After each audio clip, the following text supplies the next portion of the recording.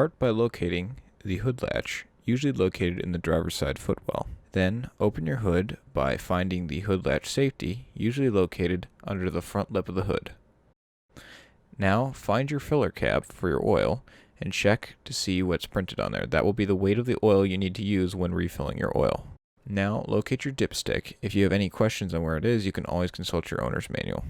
Pull out the dipstick and wipe off the oil so you'll get an accurate reading, then reinsert it.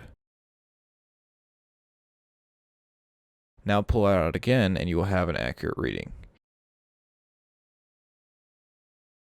Now, dipsticks can be confusing, so you can always consult your owner's manual to understand what the notches on it mean. Or, you can always take it to an auto care center and ask a professional if you have any questions.